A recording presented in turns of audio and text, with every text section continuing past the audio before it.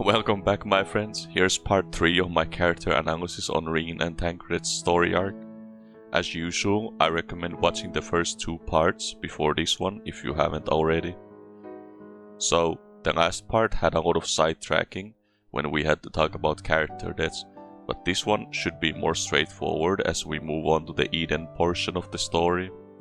This has you basically working together with Thancred, Urianger and Ryne in order to try and restore the elements to the empty, in other words the area of Norran that was lost to the flood. This raid series is really cool since it follows the events of the MSQ and is a direct continuation of Ryne's and Thancred's story arc, which makes it really enjoyable to go through. I would say it has less going on in the way of the plot comparatively speaking, but there's a great focus on characters, which I always enjoy. Since if you were paying attention to their character development throughout 5.0, here you're gonna be getting a lot of payoffs. There is a great deal of focus put into both of them. Thancred is having to cope with leaving to the source eventually and doesn't think that Ryne is necessarily ready to be independent yet, as she still has a lot to learn. And with Ryne, who is having much more confidence now to make her own decisions as she reflects back on how much stronger she has become since then. But she still visibly shows a lot of doubt, especially related to the Oracle of Darkness.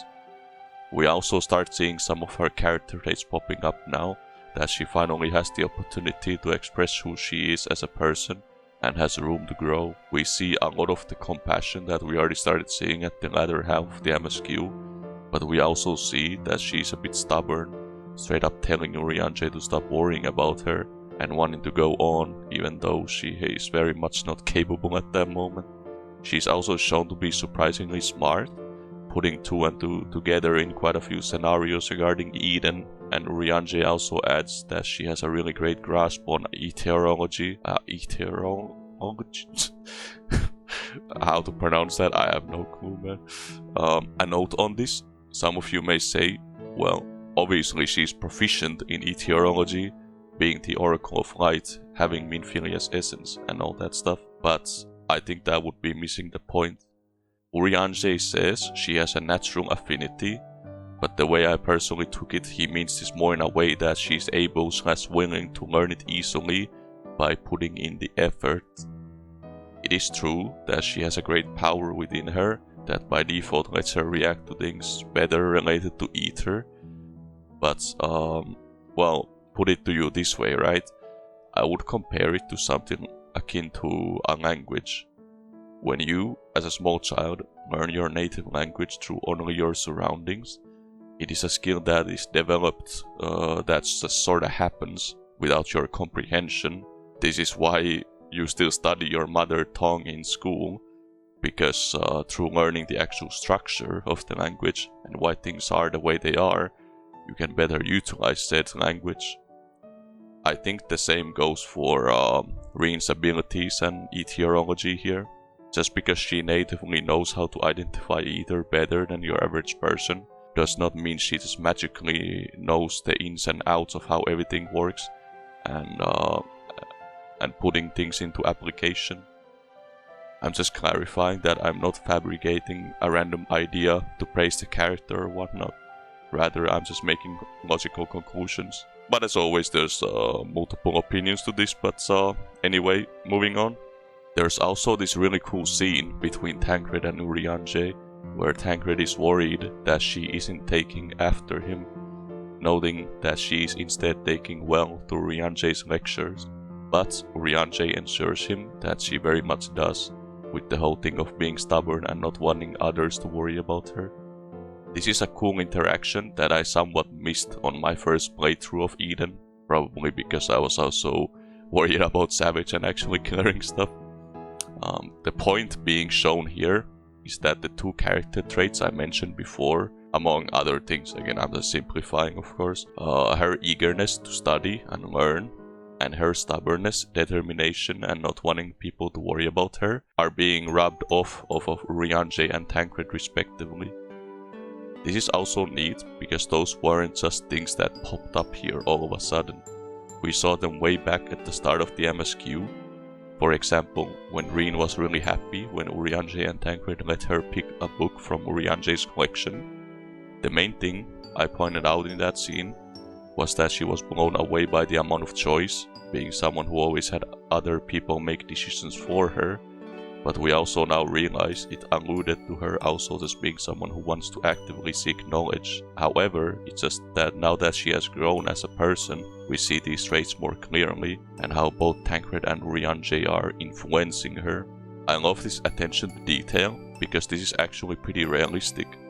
If you have a child who goes through this kind of ordeal, where they can't live their life the way they want and they feel trapped, but then are given the opportunity to be free and grow as a person, chances are they will be very much shaped by any figures around them. So her taking to Thancred's and Ryne's traits, I would say, is pretty natural. She sees Ryne as this all-knowing bookworm and wants to be like him, but she's also mimicking Thancred's kind of broody and cool vibes, for the lack of a better way to put it. Now, one could say that this makes her boring as a character, since she's just reflecting off of other characters, but I personally disagree, since for one, she still shows her own distinct personality traits a lot, and two, as I said, it's realistic because we have all been through the same thing. We had someone that we looked up to and wanted to be like, whether it was that cool older brother, sister, your parents or whatever. It makes her interesting as a character, as we are seeing the influences of other characters kinda feeding into her, if you will. As I said at the very start, in the first video, Ryne is a really cool addition to F14, being a child character, but unlike other such characters like the twins, we actually get a lot of insight into her growing up and basically experience it ourselves throughout the story. This organic growth to me is just cool as shit, and it's the reason she's one of my favorites. So, you start working on Eden, there's some mishaps with first having to fight Eden Prime. Yes, he's the first encounter in this, by the way, as well as the mysterious Oracle of Darkness attacking you. But you then start slowly building up the elements by beating the crap out of the primals that you cook up in your head. First water with Leviathan, then earth with Titan. There's some foreshadowing in Ryne sensing the Oracle of Darkness to be similar to Emet-Selch, aka like an Ascian, and we are reminded that Thancred and the others' time here is coming to an end, that Ryne has to start becoming independent, which becomes this basically nagging thought at the back of your head throughout the story until the events of 5.3, but more on that later. That was basically Eden's Gate. As with other raid series, being the setup portion of the story, it doesn't have too much going on, but it's already showing a lot of promise with the direction that the characters are going, so it's some good stuff already. Some time passes as we wait for Ryne to recover, and then we're about to head into another adventure in Eden, featuring once again Thancred, Ryne and Ryne, until we find out that we're about to get an addition to this group in the form of Gaia. Now, Gaia is kind of a focal point in Ryne's story, but it's gonna be much more relevant when we talk about Eden's Promise. So I won't be talking about her that extensively here, so please forgive me. It's not that I'm trying to ignore her character, it's more that there's a lot more to discuss with Eden's verse, whereas Promise features her a lot more prominently, which makes it a much more natural place to talk about her in full. Moving along, there's a really cool scene where Thancred and Ryne are testing Ryne to see if she really has grown as a person, and are satisfied to see that now she has a lot of faith in her decisions. And again, there's that bit of stubbornness and determination that I mentioned earlier that is no doubt rubbing off of Thancred.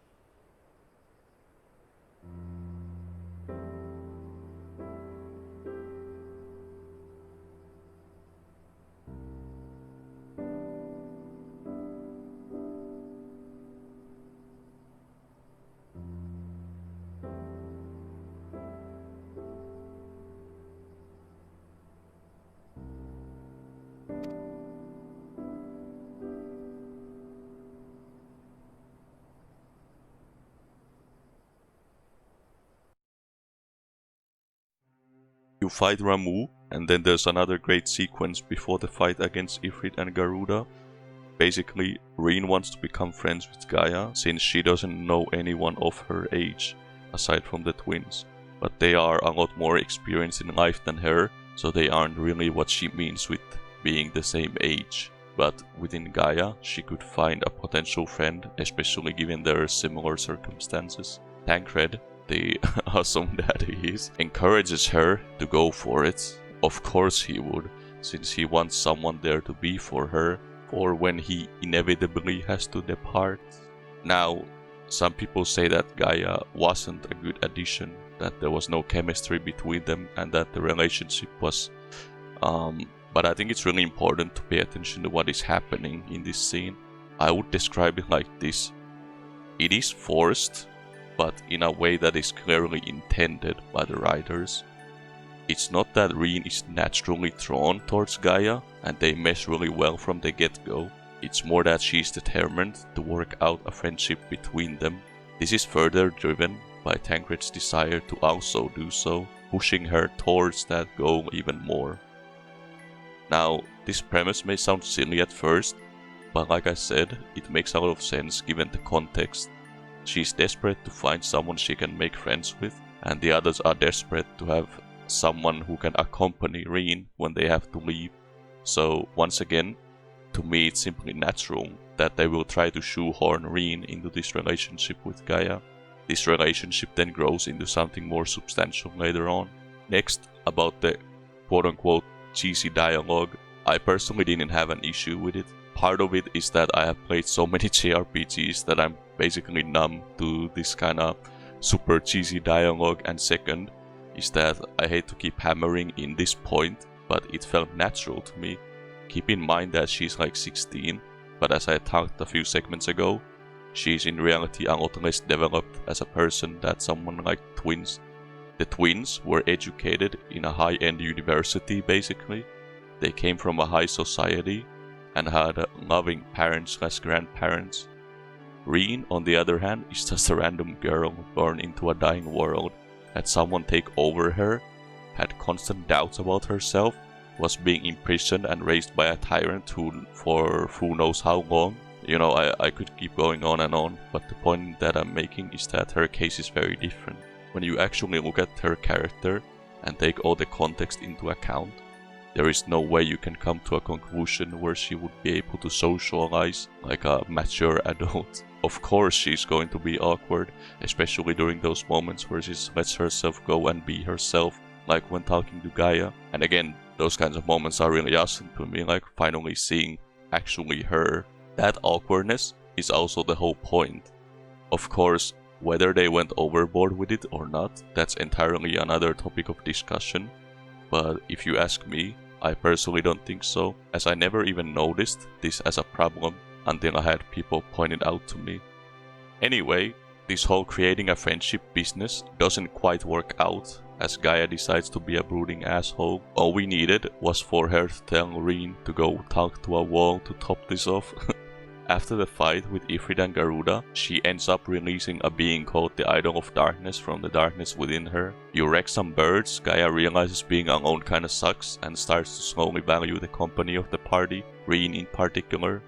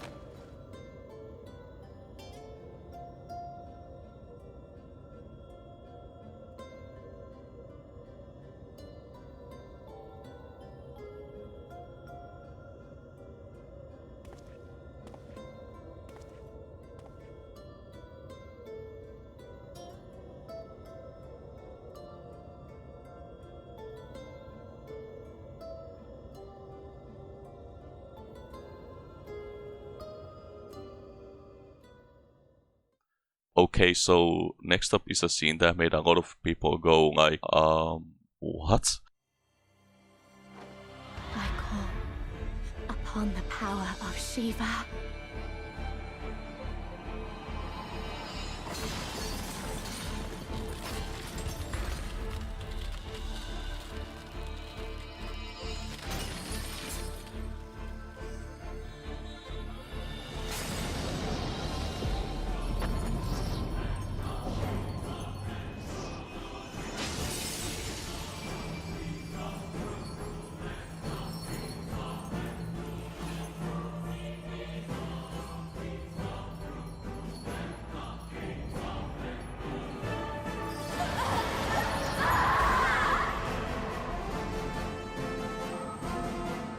No! She's lost control! You've got to stop her! The last element you need to introduce is ice. So you think about Shiva and the sad fate of Usail, of course. Ryne has some idle thoughts about it, but nothing to worry about. Then, as you're about to create Shiva, she proposes the idea of using herself as the vessel for summoning Shiva. She proclaims that the element in question will be easier to draw out if she gets close, since she's really well accustomed to dealing with light/umbral aspected ether, being the Oracle of Light and all that.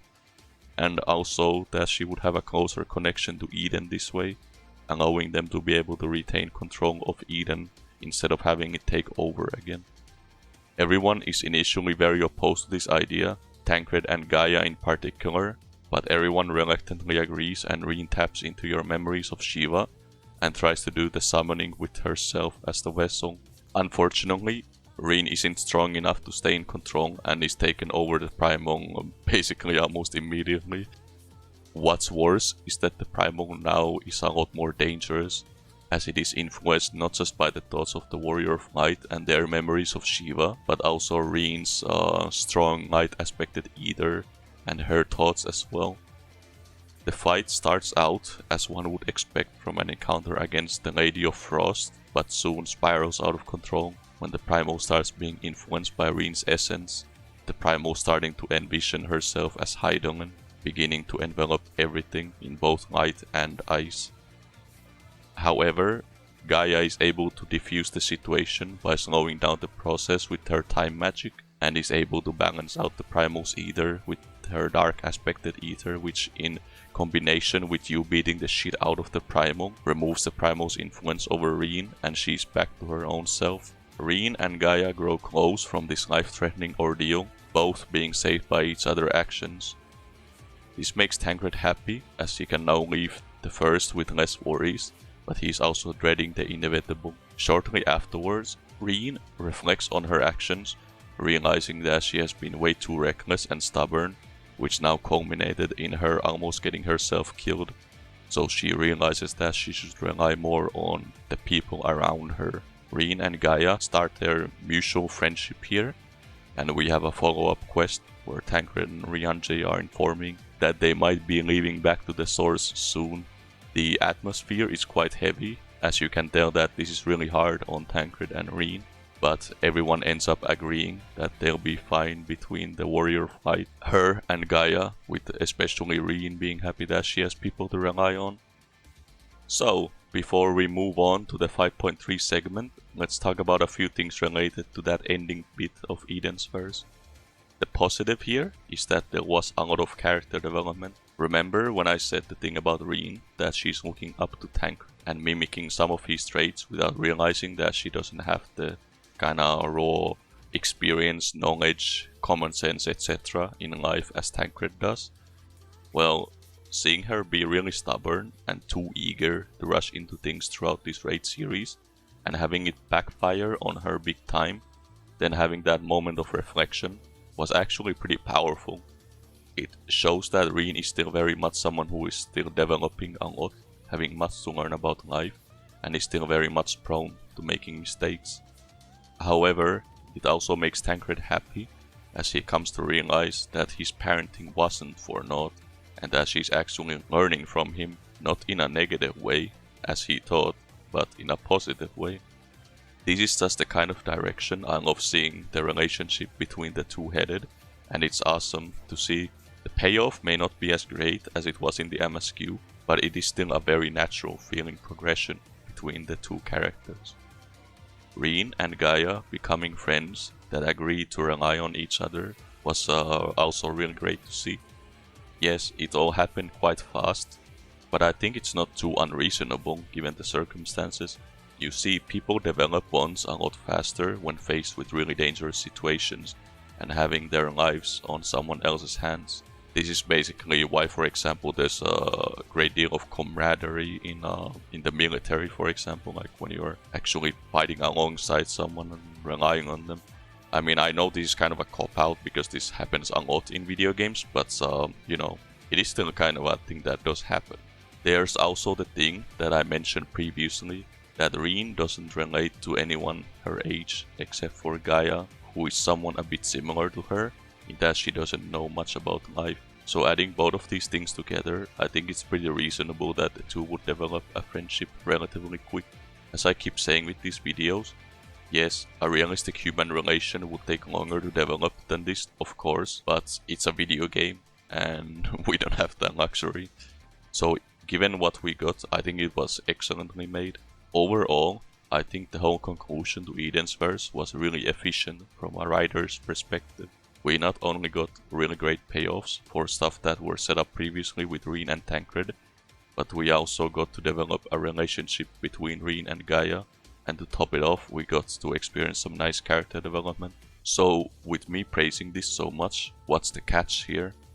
Well, you see the plot point itself of her coming up with this idea of turning herself into Shiva and all that. A lot of people find it to be a bit too fabricated, that some characters in that room, especially the Warrior of Light, would not go along with this idea, knowing full well how dangerous primal summoning is. Hence, it feels out of character and forced to happen just for the plot. And for the sake of having like a cool fight with Shiva and turning into Heidelin and the Flood of Light and all that stuff. This is of course fair criticism, but once again, let's take a look at it from multiple angles. I totally get what the writers wanted to go for. They wanted to have a situation where Ryne brings up this idea, fully on her own mind you, and with everyone being hesitant to go along with the plan, when it ends up backfiring, she can grow from it as a character by having her come to the realization that she shouldn't be too cocky/stubborn and rely more on the people around her, instead of trying to play a hero that can save anyone in need by herself. Basically, the intention is to precisely have her have a dumb idea, have her be overconfident and have it fail.